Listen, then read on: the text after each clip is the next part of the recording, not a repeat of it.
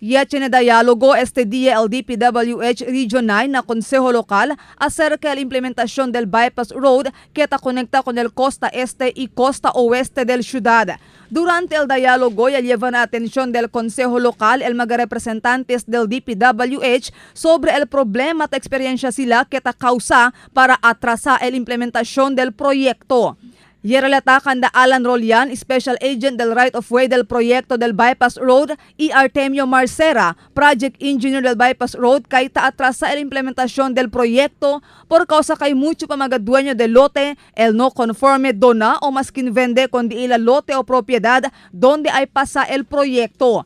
Tiene también según cuántos mga pedimiento esta mga dueño na DPWH que hindi sila kapas para dale por causa na asunto de fondo. Tiene también otro issue que el assess value del lugar, ¿no? Que baka subiese 250 sila kita compra per square meter, baka sisigi-sigi lang, baka taliese na 500 siya o mas alto. So mucho mga que el consejo que debe mirar, ¿no? Durante el diálogo ya pidi también ayuda kanda Rolian y Marcera na Consejo Local si qué manera puede resolver con este asunto, a ver para poder también sila continúa y hace corre con el proyecto. Pero según con Consejero Jimmy Villaflores, chairman del Comité de Infraestructura na Consejo Local, no hay pa sila cosa puede darle ayuda este mega tiempo con el DPWH. Tiene que llama pa también según sila diálogo na mga dueño del mga lote o propiedad que han afectado na proyecto para saber también de ila sentido acerca con este asunto.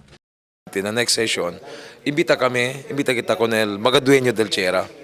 Siguro pwede kita convince o apela kanila, hindi na kita mangkwento el donations, mangkwento kita el bendide del Chera.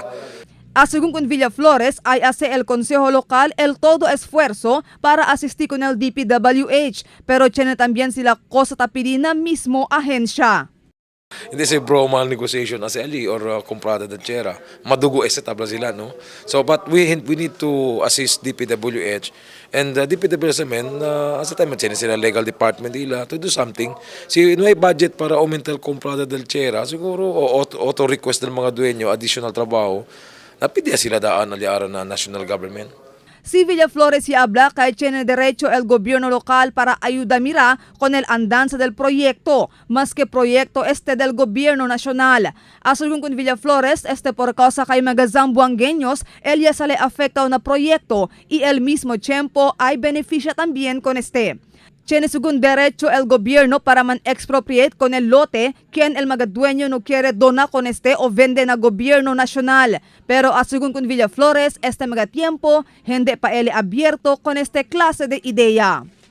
Marifita Mayo, Dateline Zamboanga.